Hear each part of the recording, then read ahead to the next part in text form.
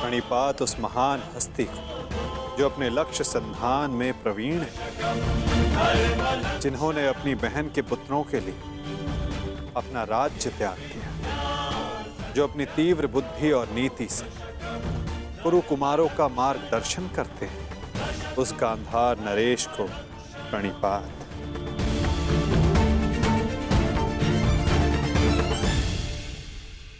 प्रणिपात महानितिज्ञ महात्मा विदुर को।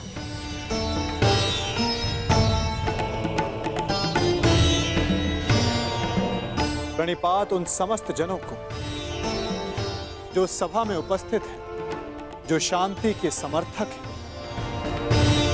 प्रणिपात का अर्थ है अपना शीश झुकाना।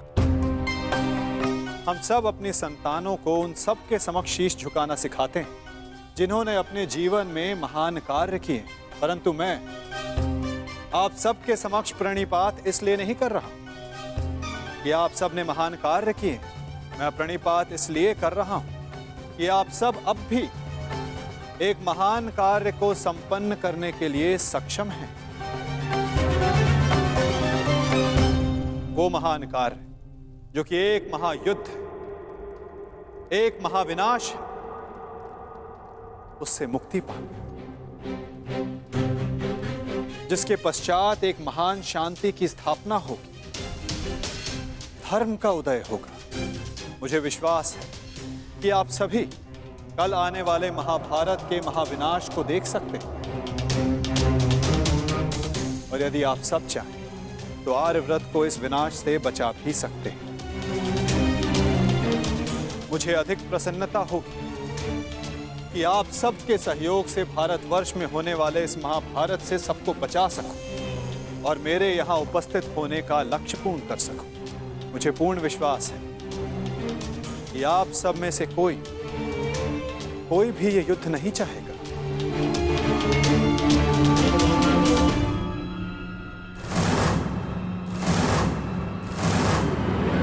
संसार का सबसे बड़ा कष्ट होता है परिवार में आया क्लेश। परिवार का अर्थ है ऐसा समूह जो साथ रहे, जो एक दूसरे के साथ जिए, एक दूसरे का संबल बने।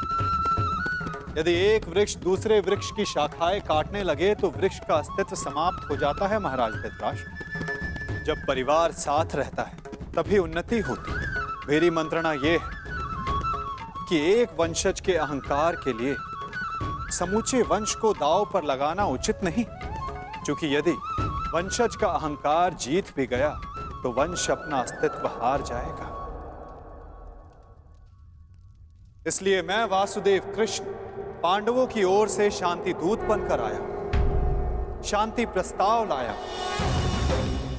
यह युद्ध केवल भाइयों के मध्य का संघर्ष नहीं होगा, बल्कि इस युद्ध में संपूर्ण भारतवर्ष भाग लेगा।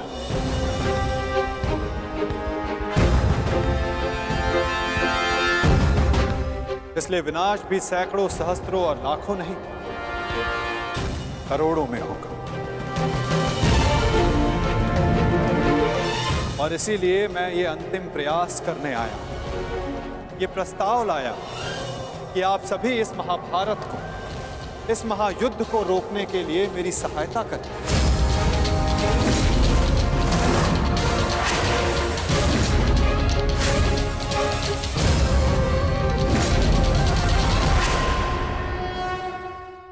इसीलिए मैं ये अंतिम प्रयास करने आया कि आप सभी इस महाभारत को, इस महायुद्ध को रोकने के लिए मेरी सहायता करें।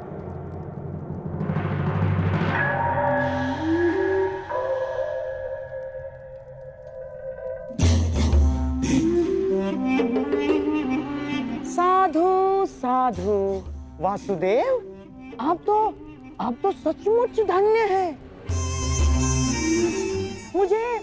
मुझे स्मरण नहीं होता कि कितना समय हो गया ऐसे शांतिपूर्ण वचन सुने हुए। मुझे तो ऐसा प्रतीत होता है वासुदेव कि आपके मुख से शब्द नहीं, फूल झड़ रहे हैं, फूल। मैं मैं अभिभूत हो गया वासुदेव। और सच कहूं वासुदेव, मैं भी आपसे सहमत हूं।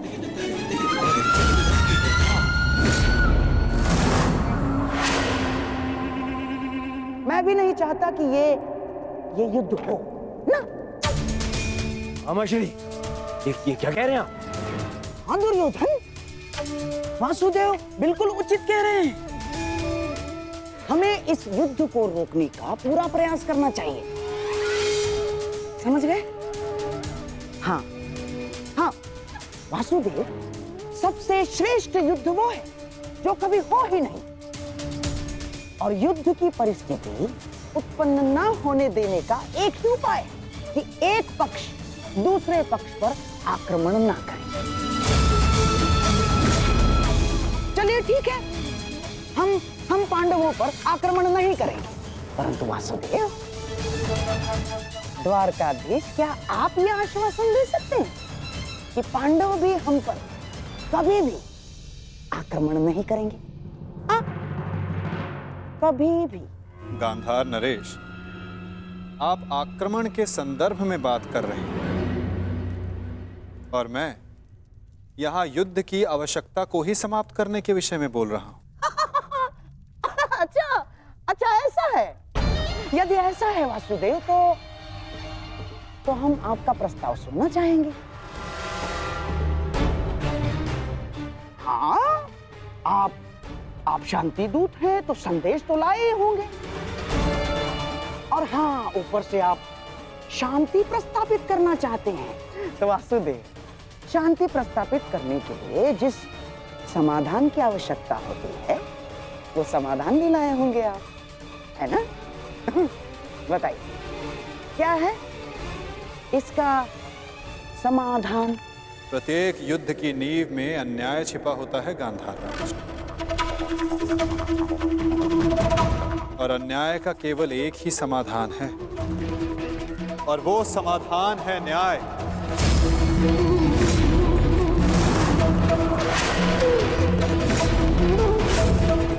वो न्याय जिस पर केवल पांडवों का अधिकार है, उनसे किए गए वचनों को ना निभाने का न्याय, उनसे किए गए वचनों को ना पूर्ण करने का न्याय।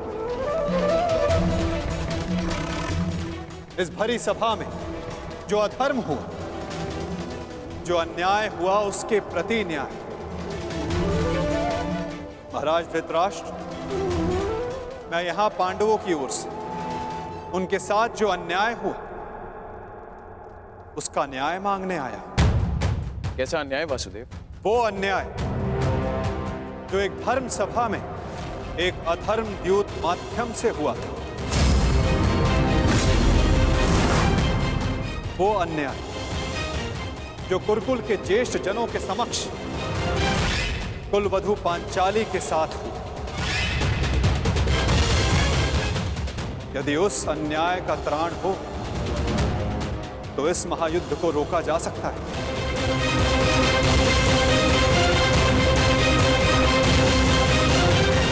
कुरुकुल श्रेष्ठ महाराज धृतराष्ट्र, महामहिम भीष्म, मैं पांडवों की ओर से उस अन्याय के लिए न्याय मांगने आया हूं।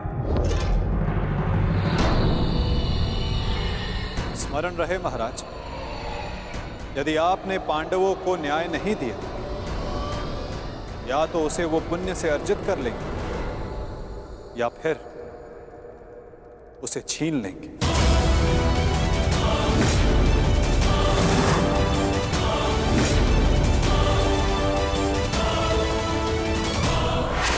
अब निर्णय आपका है।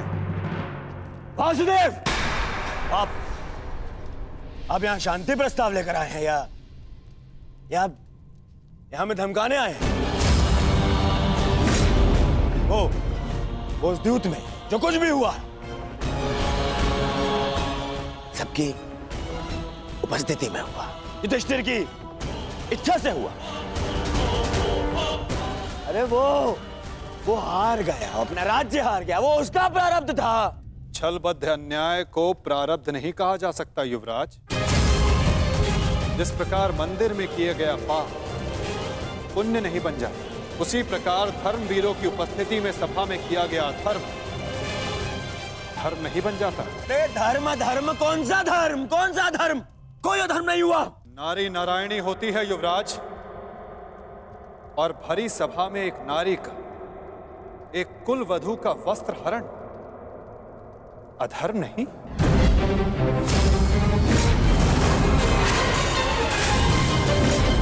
यदि तुम्हें विश्वास नहीं तो अपने ज्येष्ठों की झुकी दृष्टि से पूछो दुर्योधन। उन वस्त्रों से पूछो जो आपको आपके मन की नग्नता अनुभव कराने के लिए आपके शरीर से दूर हो गए। उन प्रतिज्ञाओं से पूछो जो पांडवों ने अपने भ्राताओं के विनाश के लिए मांगी। ये प्रतिज्ञा लेता हूँ और यही जंगल तोड़कर तुम्हारा प्राण दे लूंगा दुर्योधन। उस श्राप से पूछो जो द्रौपदी ने समस्त कुरुकुल को दी। इस सभा में उपस्थित वो हर व्यक्ति जिसने मौन रहकर ये अधर्म होते हुए देखा, उन्हें उनके मौन रहने का दंड मिलेगा। श्राप है ये अग्निसुता द्रौपदी का। परंतु यदि आप सब चाहें तो पांडव अपनी प्रतिज्ञा को त्याग देंगे। द्रौपदी अपना श्राप वापस ले लेंगी। बस आप सबको अपनी भूल का अनुभव करके पांडवों को केवल उनका अधिकार देना है।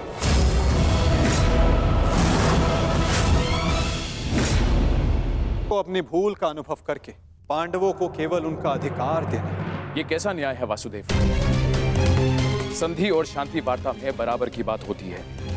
एक ओर से बंधन और शर्तें नहीं लादी जाती। न्याय की मांग ना बंधन है ना शर्त है महाराज, केवल एक निवेदन है। यदि ऐसा है तो मेरा निर्णय यह है कि दुर्योधन मौन रहो। निर्णय लेना महाराज के हाथ में है, तुम्हारे नहीं। तुम शांत रहो। राजा होने के नाते मेरा कर्तव्य है कि मैं सबकी बातें सुनूं ताछरी, अपने मंत्रणाकारों का सम्मान करूं। दुर्योधन युवराज है, हस्तिनापुर का भवी महाराज है, इसलिए इस संदर्भ में मैं अपने पुत्र और हस्तिनापुर के युवराज दुर्योधन को अपना निर्णय प्रस्तुत करने की अनुमति देता हूं।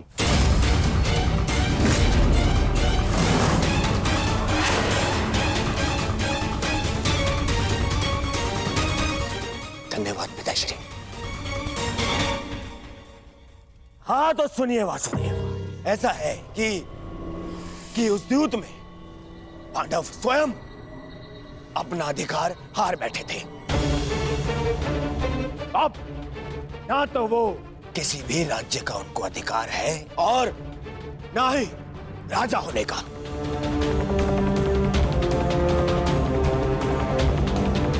इसीलिए मैं दुर्योधन ये घोषणा करता हूं कि हस्तिनापुर आपका ये शांति प्रस्ताव ठुकराता है।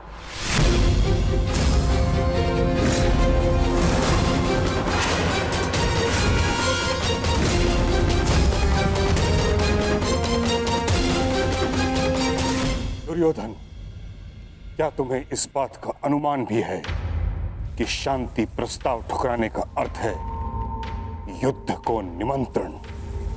अपने निर्णय पर पुनः विचार कर लो। बात बात पर विचार करना बंद कीजिए पितामह। बात बात पर विचार कायर करते हैं।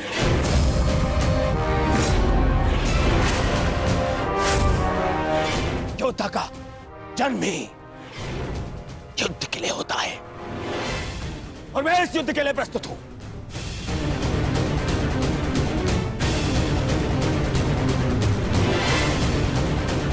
मेरी दृष्टि में उन पांडवों को कुछ भी देने का प्रश्न ही नहीं उठता। बस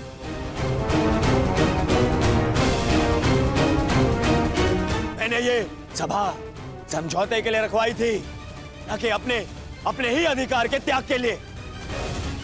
ये मेरा अंतिम निर्णय है। मैं उन पांडवों को इंद्रप्रस्थ नहीं दूंगा तो नहीं दूंगा।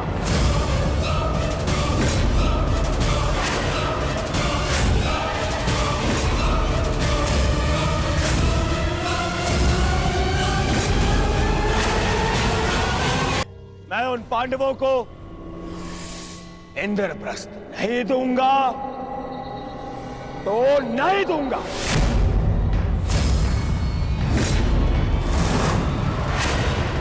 उचित है दुर्योधन, तुम इंद्रप्रस्थ रख सकते हो,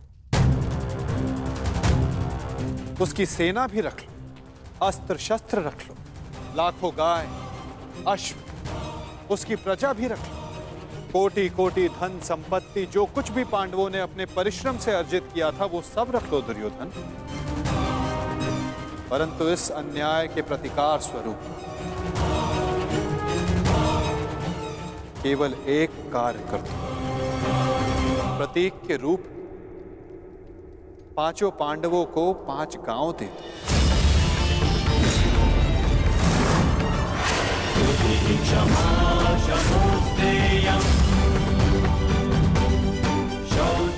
इतना तो दे ही सकते हो दुर्योधन। 5 पांडव वहां सुख से निवास करें और कुछ नहीं चाहेंगे। इस युद्ध को टालने के लिए केवल 5 गांव देना स्वीकार है तुम्हें?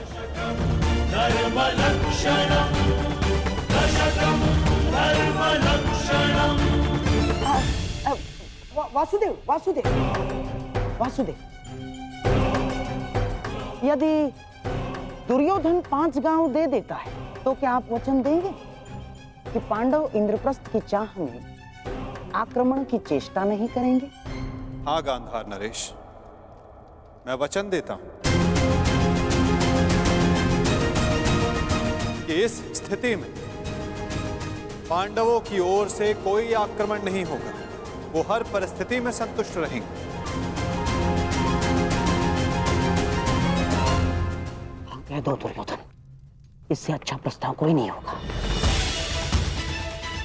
महाराज, मैं आपसे विनती करता हूं कि यही अवसर है, अंतिम अवसर।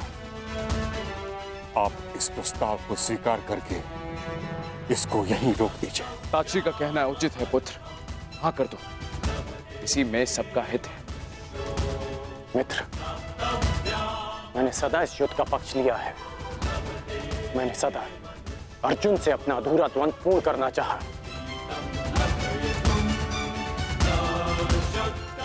मैं अपना अधूरा द्वंद्व कभी और पूर्ण कर लूंगा।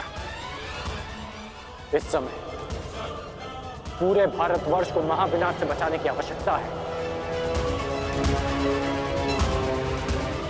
हाँ कह दो मित्र।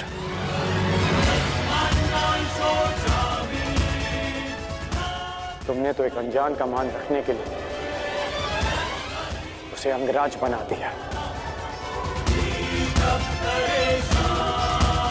तो लाखों के प्राणों को बचाने के लिए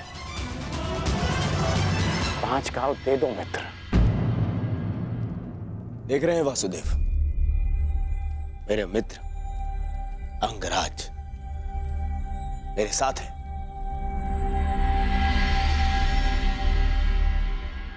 और आपको तो अच्छे से ज्ञात है कि कर्ण को अंगराज मैंने बनाया। उसे वो दिया है मैंने जो पांडव नहीं दे पाए। ना पांडव, ना पितामह। और ये मेरा वचन है, यदि मेरा मित्र मुझसे प्राण भी मांगेगा तो वो भी मैं प्रसन्नता से दे दूंगा।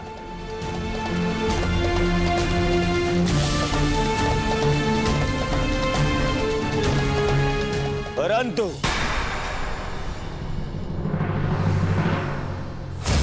ऐसा सोचना भी मत कि मैं उन पांडवों को कुछ भी देने वाला हूं।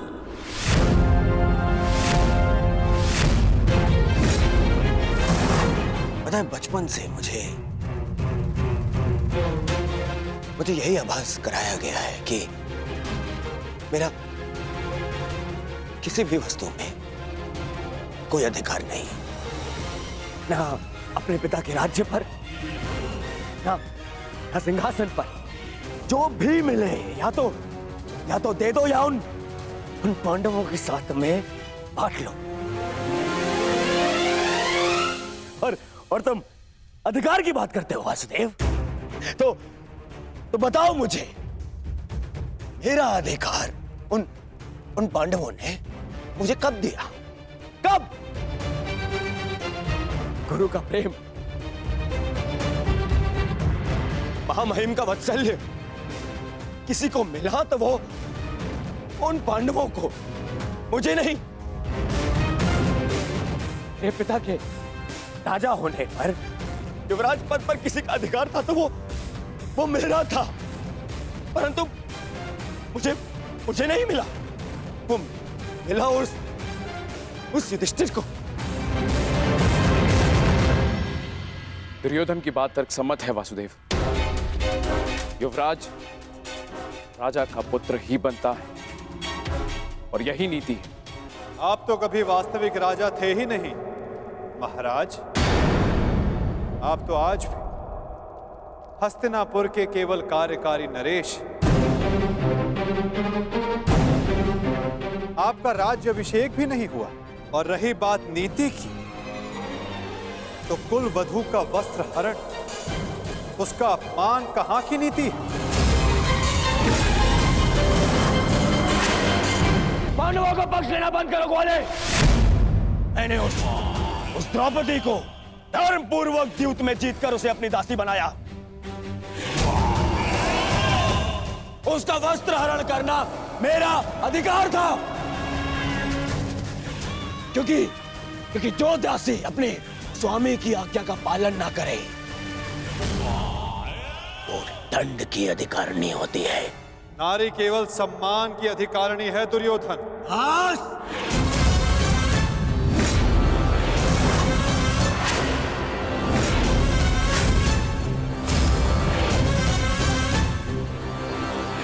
दूत बनकर आए हो, अपना संदेश दे चुके हो। अब मेरा निर्णय सुनो। मैं उन पांडवों को 5 गांव तो क्या, एक सुई की नोक बराबर धरा भी नहीं दूंगा।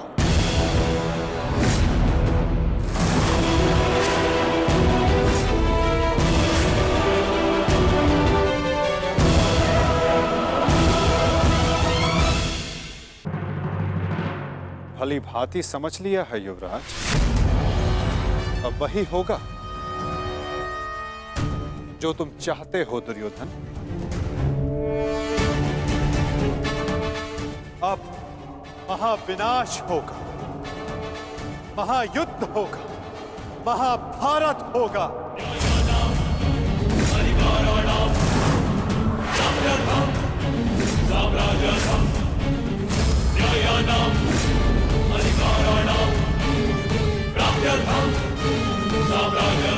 प्रणिपात।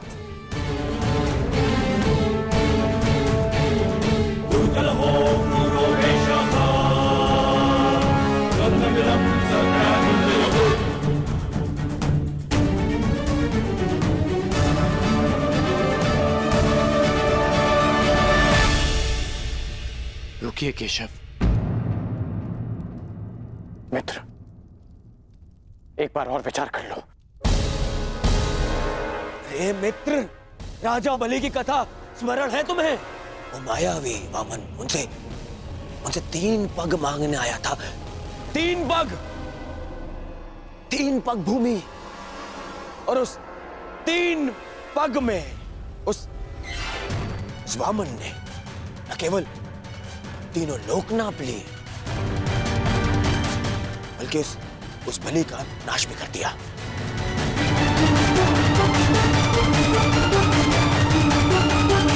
अरे इस छलिया को 5 गांव दे दूंगा तो यह हस्तिनापुर का अस्तित्व ही मिटा देगा।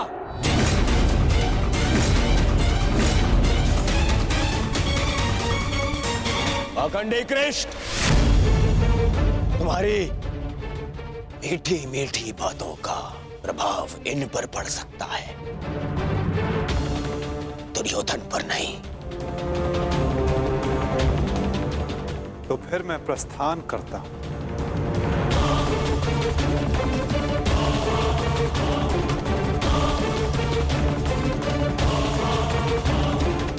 रुको दूत।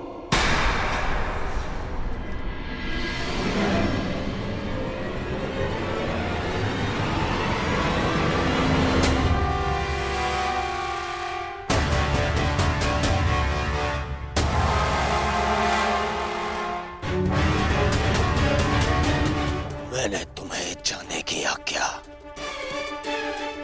नहीं दी है अभी।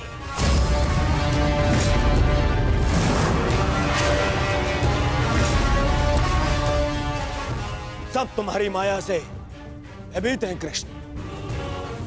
आज मैं अपनी प्रजा और अपनी सेना के मन से तेरा भय मिटा दूंगा कृष्ण।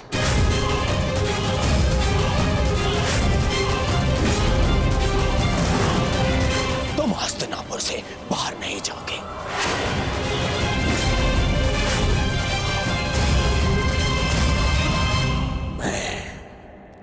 धृतराष्ट्र पुत्र दुर्योधन तुम्हें अभी और इसी क्षण बंदी बनाता हूं वासुदेव।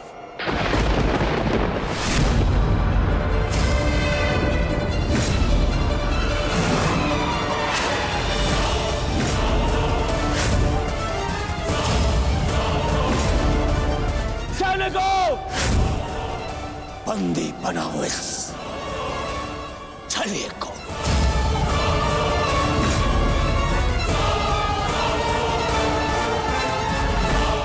अपने पुत्र को सीमा में रहने का अर्थ सिखाइए महाराज। ये अनर्थ करने जा रहा है। महामहिम बिल्कुल ठीक कह रहे हैं महाराज। वासुदेव कृष्ण केवल हस्तिनापुर के संबंधी नहीं, इस समय वे एक शांति दूत हैं। और इस बात का स्मरण रहे महाराज, एक शांति दूत के साथ इस तरह का व्यवहार उचित नहीं है। आचार्य ठीक कह रहे हैं पुत्र। ऐसा अनर्थ मत करो। रावण ने भी यही मूर्खता की थी। उसने भी दूत का अपमान किया था और उसकी सोने की लंका जलकर भस्म हो गई।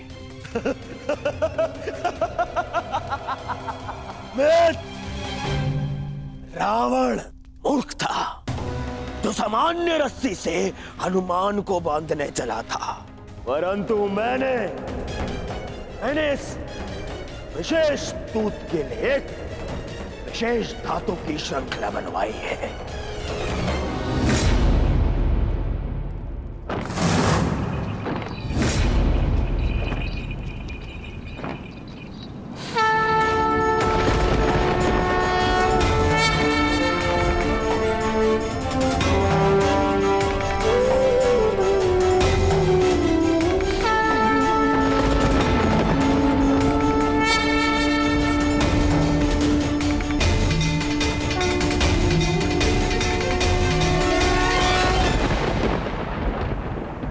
कुछ नहीं कहेगा।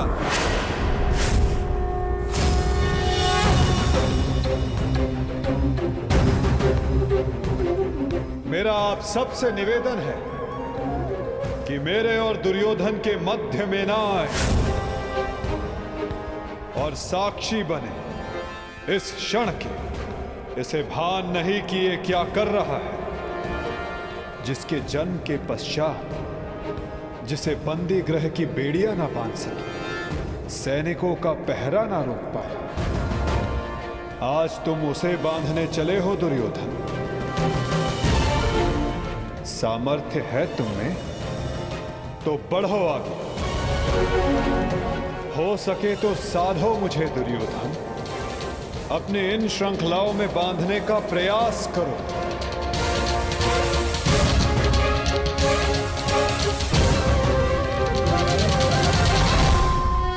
हो सके तो साधो मुझे दुर्योधन।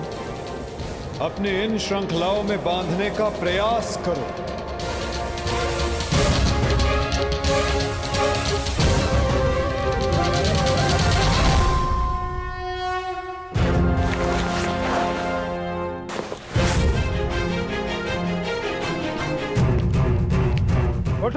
मेरे को।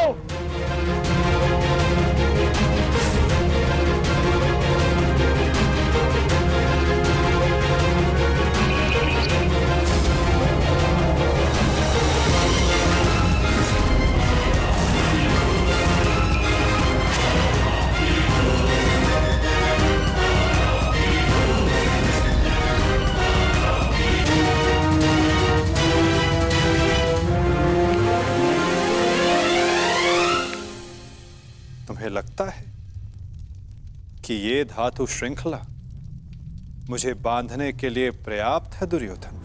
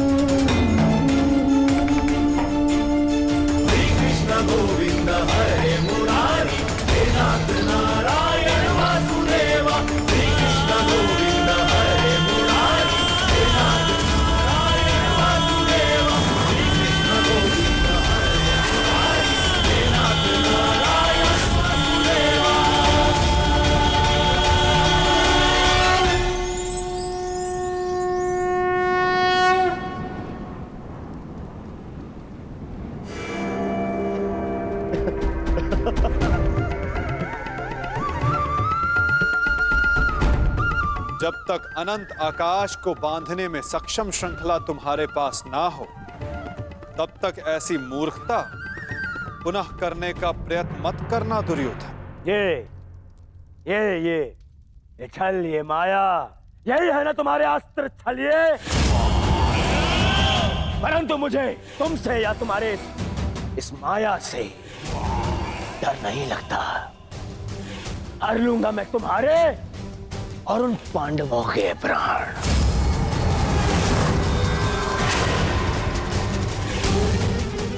स्मरण रखना कि इस महायुद्ध में अंत करेगा तुम्हारा और उन पांडवों का यह दुर्योधन। जो स्वयं मृत्यु के शिखर से गिरने वाला हो, उसे अपने अंत की चिंता करनी चाहिए मूर्ख दुर्योधन। जिस सत्य को, जिस भविष्य को मैं टालना चाहता था, उसे आज तुमने स्वयं आमंत्रण दे दिया। और सत्य ये कि इस महायुद्ध के अंत में तुम्हारे पापों और तुम्हारे पाप में भागीदार रहे प्रत्येक का अंत होगा। ये युद्ध अंत होगा।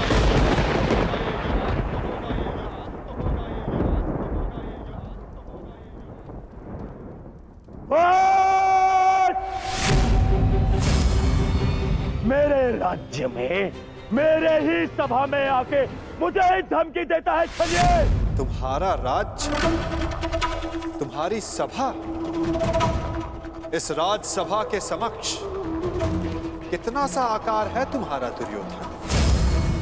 और हस्तिनापुर के समक्ष कितनी सी है ये सभा? और इस पृथ्वी के सामने कितना सा है हस्तिनापुर? और इस ब्रह्मांड में क्या स्थान रखती है ये पृथ्वी?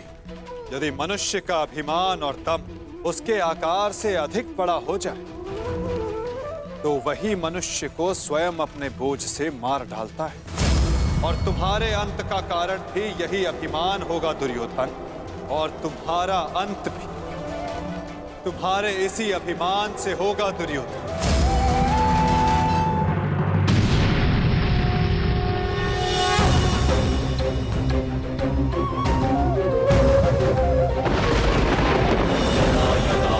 धर्मस्य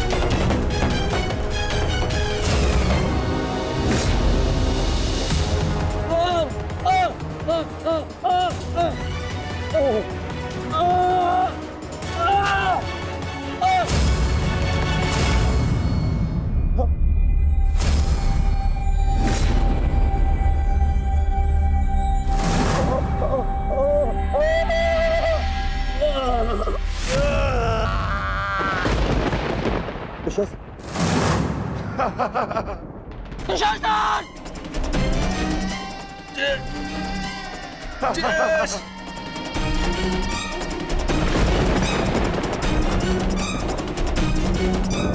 सब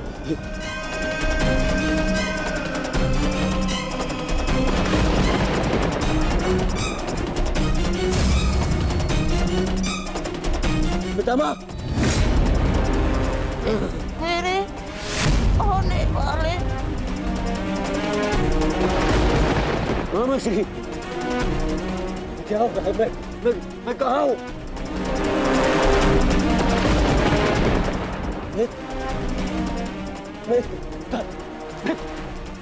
मैं कहाँ हूँ?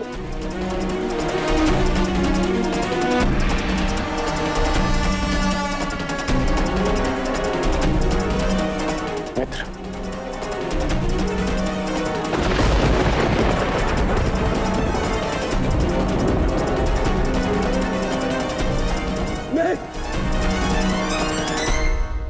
मित्र का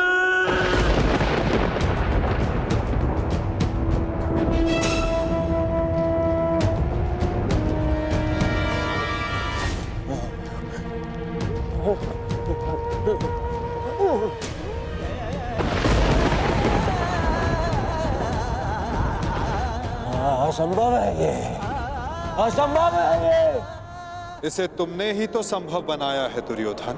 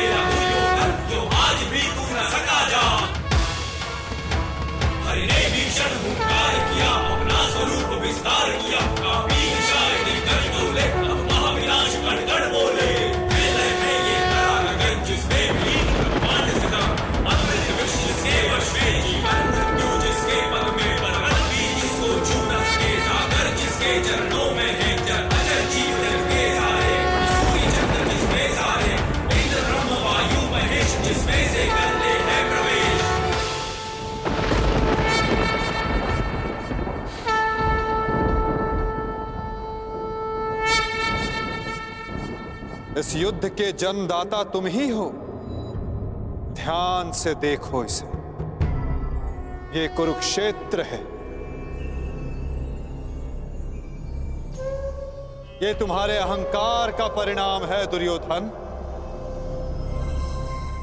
तुम्हारे छल का निष्कर्ष है ये तुम्हारे मद का, तुम्हारे कर्मों का फल है दुर्योधन।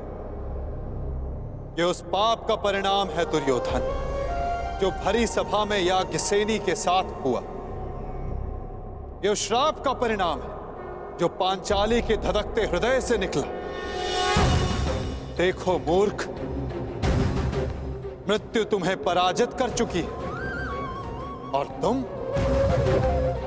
विजय का स्वप्न देख रहे हो।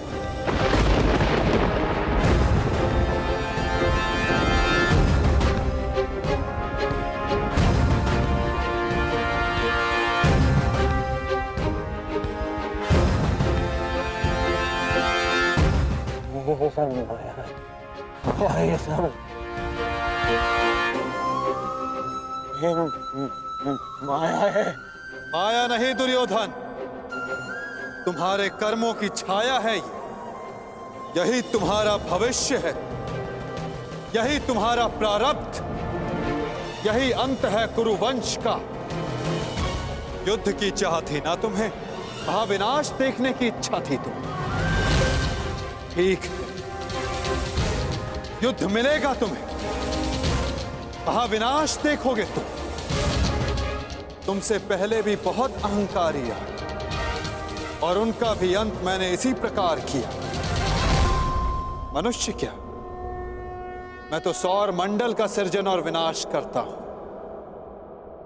देखना चाहोगे तो देखो।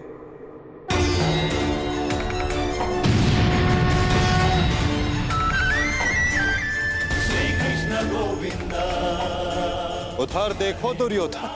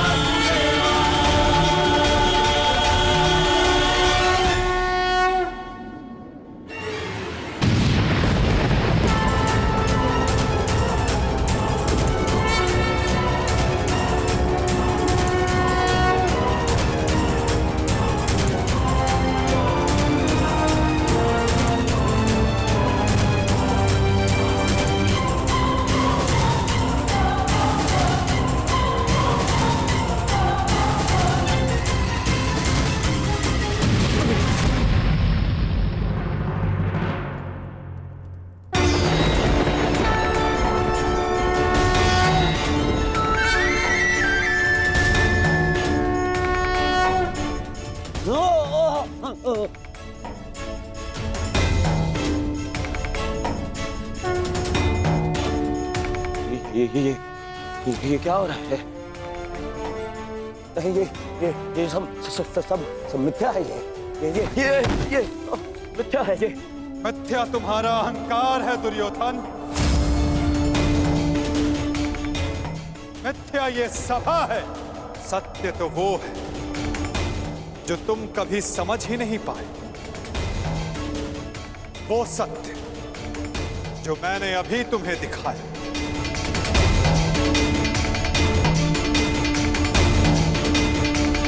सत्य केवल मैं हूं दुर्योधन, शेष सब मिथ्या। ये सब माया है। तुम साधारण मनुष्य हो और कुछ नहीं हो। आश्चर्य है, परंतु इसमें तुम्हारा क्या दोष? जब मनुष्य में अहंकार, तो वो सत्य केवल आकार से पहचानता है। तो आकार देखो दुर्योधन।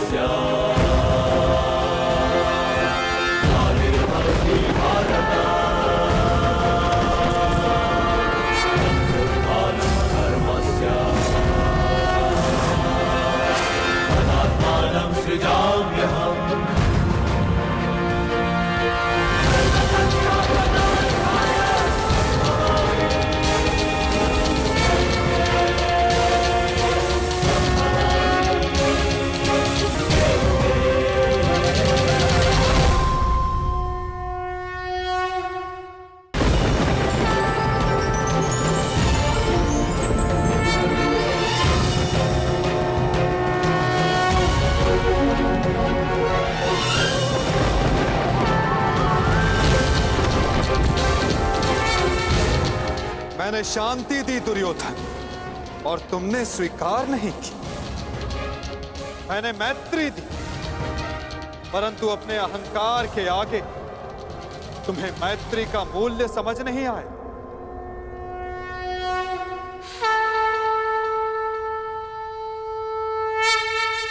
मैं प्रेम लाया था, परंतु तुमने युद्ध मांगा दुर्योधन।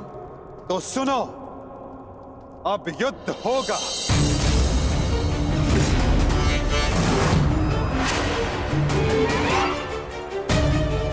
मैं जीवन का संदेश लाया था, तुमने मृत्यु का विकल्प चुना। तो मैं मृत्यु दूंगा।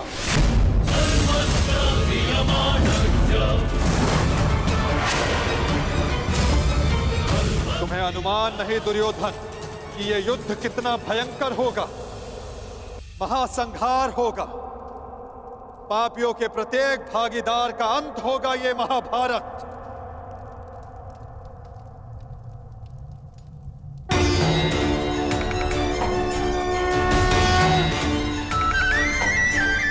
श्री कृष्ण गोविंद हरे मुरारी, हे नाथ नारायण वासुदेवा।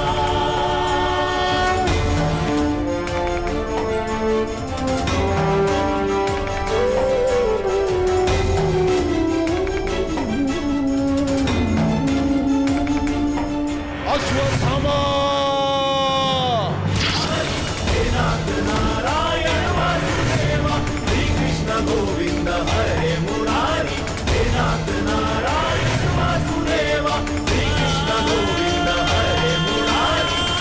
बाण संधान करो पार्थ, मुक्त करो राधे को। हरे मुरारी, हे नाथ नारायण वासुदेवा। श्री कृष्ण गोविंद हरे मुरारी, हे नाथ नारायण वासुदेवा। सभा में इतनी शांति क्यों है? कोई बताएगा मुझे, आखिर हो क्या रहा है?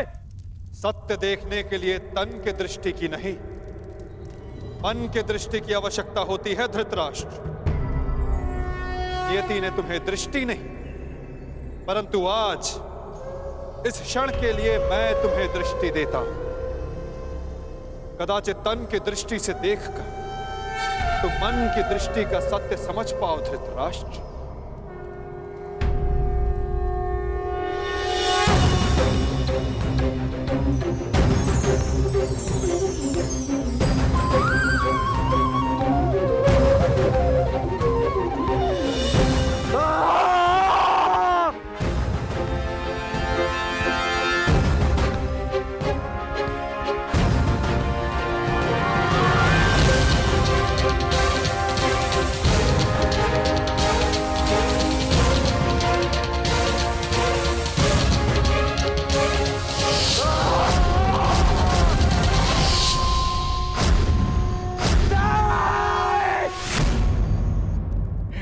चाहिए ये दृष्टि मुझे, वापस ले लो। ये क्या अनर्थ दिखा दिया मुझे। वासुदेव, ले लो, वापस ले लो।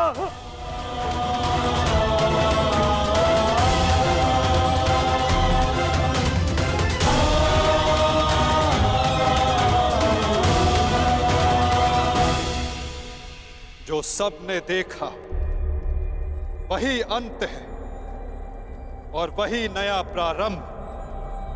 परंतु ये आप सबको स्मरण तब होगा जब ये वास्तविक में आप सबके साथ घटित होगा।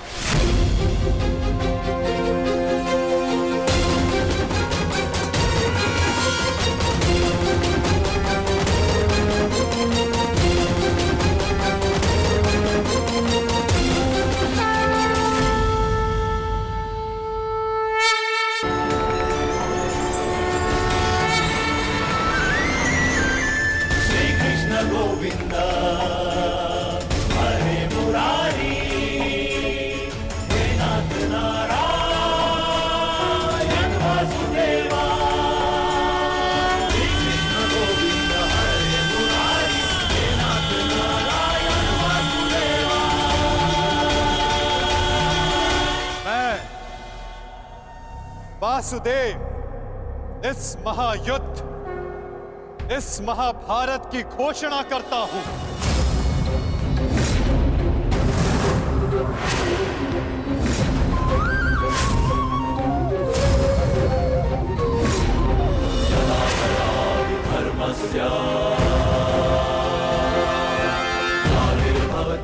स्मरण रखना दुर्योधन, तुम्हारे इस अभिमान के साथ साथ तुम भी इस धरा पर ऐसे गिरोगे कि कभी उठ नहीं पाओगे। इस महाहिंसा, इस महाविनाश के उत्तरदायित्व का बोझ तुम अपने साथ दूसरे लोक लेकर जाओगे दुर्योधन।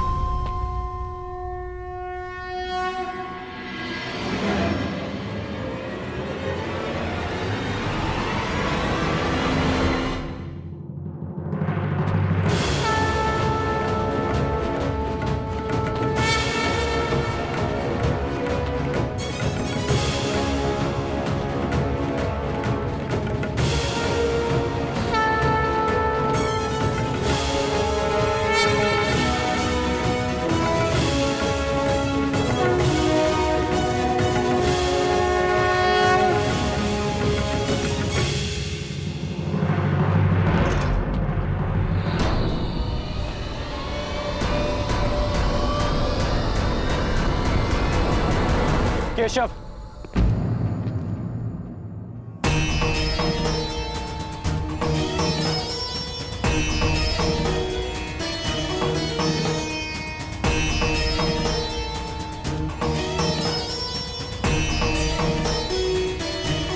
मुझे सदा से भान था कि आप साधारण मनुष्य नहीं हैं।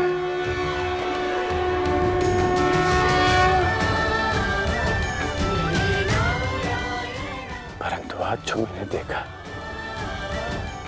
उसके पश्चात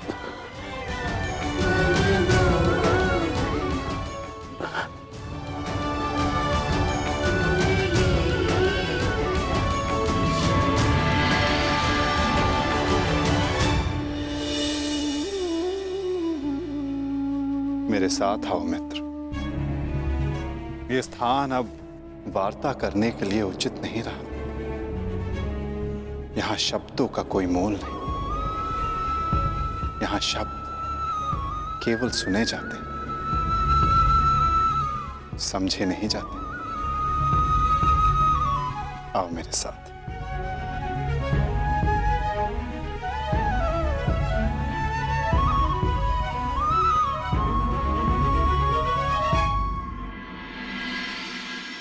केशव,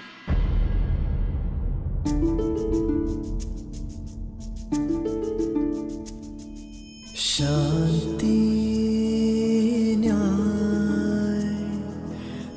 बार आप मेरे सारथी बने थे, आज ये गौरव मुझे दीजिए केशव।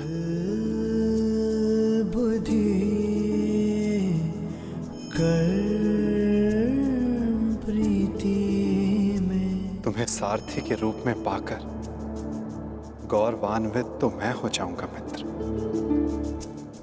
कृष्णा कहो या कर्ण कहो, है दोनों एक समान। ठीक है। कृष्णा कहो या कर्ण कहो, है दोनों एक समान।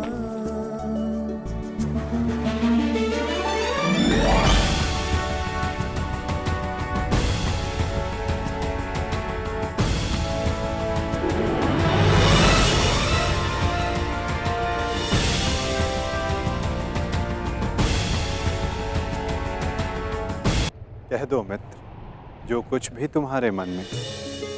आप ही पढ़ लीजिए ना केशव कि क्या है मेरे मन में। मैं तुम्हारा मन पढ़ सकता हूं मित्र, परंतु जैसे कि मैंने पहले भी कहा था, मुझे तुम्हारे मुख से सुनना अच्छा लगता है। अब कह भी दो मित्र, क्या है तुम्हारे मन में? इस समय जो मेरे मन में चल रहा है वो ये है कि आपने मुझे पांडवों के पक्ष में आने का प्रस्ताव दिया था। हाँ, और तुमने उस प्रस्ताव को अस्वीकार कर दिया था। हाँ, परंतु मैंने कभी नहीं सोचा था कि मेरा ये निर्णय मुझे आपके विपक्ष में खड़ा कर देगा केशव। आपको तो युद्ध का परिणाम पता है ना केशव। किसी अनहोनी के होने से पहले उसका ज्ञात हो जाना, क्या वो आपको पीड़ा नहीं देता केशव? मनुष्य संतोष से इसलिए जीता है क्योंकि वो नहीं जानता कि अगले पल क्या होने वाला है। वो नहीं जानता कि वो जीवित रहेगा या वो मर जाएगा। परंतु यदि उसे ज्ञात हो जाए कि अगले पल क्या होगा या वो कब मर जाएगा, तो आपको नहीं लगता कि उसके आने वाले पल भय और चिंता में बीतेंगे?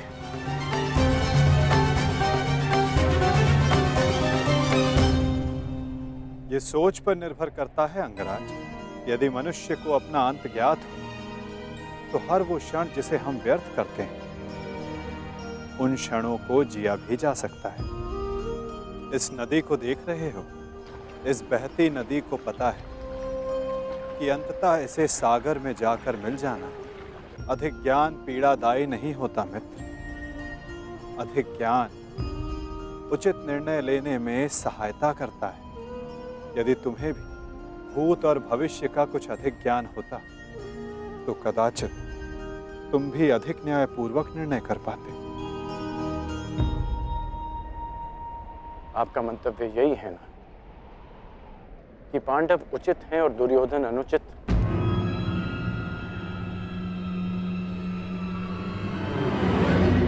क्षमा कीजिएगा, परंतु मैं आपकी इस बात से सहमत नहीं हूं।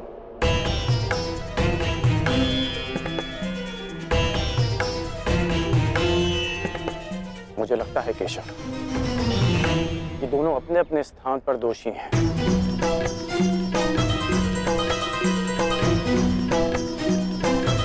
और इसी कारण से दोनों अपनी अपनी दृष्टि में निर्दोष और सही हैं। यदि दोनों ही दोषी तो तुम निष्पक्ष क्यों नहीं हो जाते मित्र? क्योंकि मुझे लगता है कि दुर्योधन युधिष्ठिर से कहीं अधिक सक्षम शासक सिद्ध होगा। इतने अधर्म करने के पश्चात भी? हाँ, क्योंकि वो युधिष्ठिर की भांति धर्मराज होने का ढोंग नहीं करता। आप ही बताइए केशव कि जिसने स्वयं की पत्नी को दांव पर लगा दिया हो, जिसने दूध के कुचक्र से निकलकर स्वयं को दूध में फिर से फंसा लिया